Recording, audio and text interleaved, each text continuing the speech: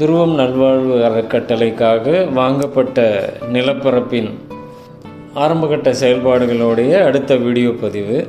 ஏற்கனவே பதிவுகள் உங்களோட நான் மகிழ்ச்சியாக பகிர்ந்துக்கிட்டேன். அதன் வகையில் இந்த பதிவு, இந்த வாங்கப்பட்ட நிலப்பரப்பில் ஒரு அழகிய குடிசை, கீத்து கொட்டகைன்னு சொல்லுவாங்க, தென்னை ஓலையில் கொட்டகை போடுற ஒரு சின்னதாக ஒரு குடிசை போடுறதுக்கு உண்டான பணிகள் நடந்துகிட்ருக்கு. இது வேலைக்காக நான் வரும்போதோ இல்லை குடும்பத்தோடு வரும்போதோ இந்த நிலப்பரப்பில் வேலை செய்கிறவங்க இளைப்பாற, ஏன்னா இங்கே மரங்கள் இருக்குது, ஒரு 10-12 வேப்ப மரங்களும் 2-3 வாகை மரம், அப்புறம் மருது, சந்தன மரங்கள், இதெல்லாம் நம்ம வாங்கும்போதே அதில் இருந்தது. சந்தன மரங்கள்லாம் தானாக வளர்ந்தது தான், யாரும் வந்து நட்டு வைக்கல. ஒரு தேக்கு மரம், நுணா மரம், இப்படிப்பட்ட மரங்கள் இருக்குது. இன்னும் நிறைய, இது ஒரு காடு போல் உருவாகணும் அப்படிங்கிறது தான் என்னோடய விருப்பம்.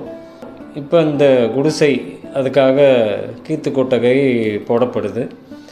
அதோடு எல்லை வகுக்கப்படுது, அதாவது ஃபென்சிங் அப்படின்னு சொல்லக்கூடிய வேலி, கம்பி வேலி போட்டு எல்லை வைக்கப்பட்டு ஒரு பெரிய கதவு வாயில், அதாவது கேட்டும் வைக்கப்பட இருக்கு.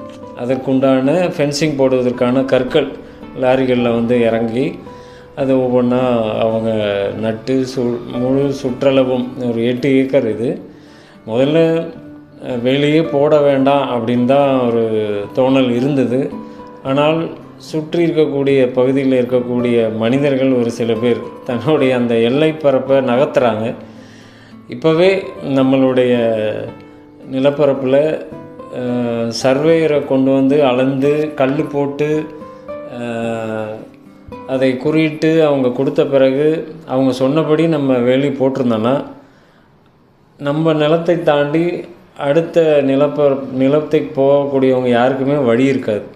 ஆனால் அந்த அளவுக்கு வேலி போட்டாலும் அதன் பிறகு ஒரு 40 சென்ட் அப்படின்னு சொல்லக்கூடிய கணக்கில் அங்கு ஒரு, அதாவது புறம்போக்குன்னு சொல்லுவாங்க, பொதுவான இடம் அது இருக்குது.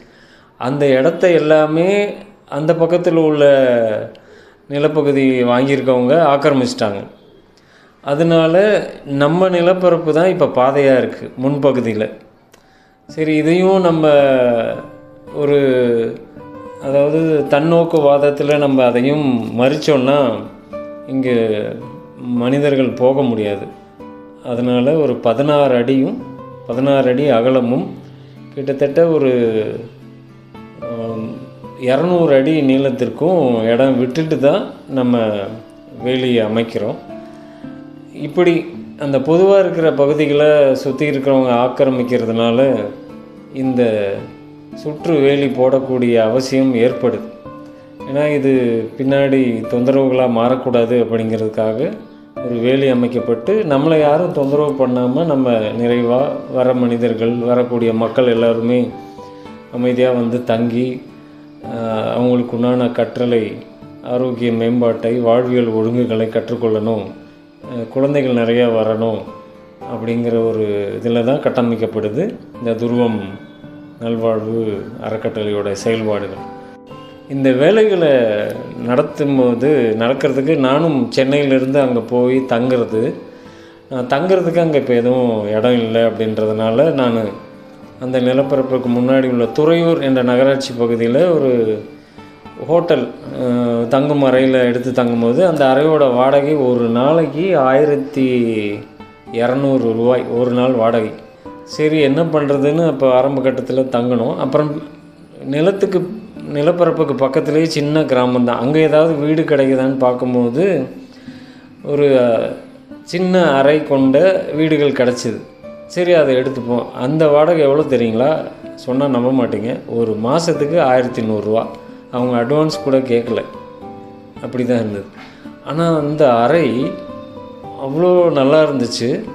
அந்த அறைக்குள்ளே போய் அந்த ஜன்னல் கதவுகளை திறந்தால் அந்த ஃபோட்டோவில் இருக்கும் பாருங்கள், ஒரு இயற்கை காட்சி, அற்புதமான காட்சி. பின்னாடி முழுவதும் வயல்வெளி, தூரத்தில் தெரியக்கூடிய மலைகள், அந்த பக்கம் தான் கிழக்கு பக்கம். அங்கேருந்து காலையில் சூரியன் உதிக்கும் போது இந்த அறைக்குள்ளே அவ்வளோ சூரிய கதிர்கள் உள்ளே வர்றதும், அதே போல் இரவு அந்த நட்சத்திரங்கள், அதிகமான நட்சத்திரங்களை பார்க்க முடியுது. இங்கே நல்லா தெளிவாக தெரியுது. அதே போல் நல்லா காற்று, அந்த ஜன்னல் வழியாக வரக்கூடிய காற்று வாசல் கதவை அரைந்து சாத்தக்கூடிய அளவில் காற்று உள்ள வரும்.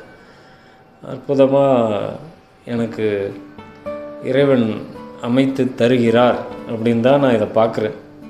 எவ்வளோ அழகுகளை தன் முன்னாடி இறைவன் அதாவது ஒவ்வொருத்தருக்கும் தந்தை அப்படின்றவர் ஆச்சரியங்களை வழங்குகிறவர். அதுபோல் இறைவன் என்கிற தந்தை எனக்கு ஆச்சரியங்களை வழங்குகிறார் அப்படின்னு தான் பார்க்குறேன். அப்படி தான் அமைந்தது இந்த நிலப்பரப்பும்.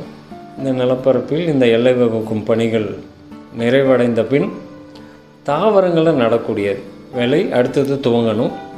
அந்த வேலைகள் துவங்கும்போது அதை பற்றியான வீடியோ பதிவு நான் பதிவிடுறேன்.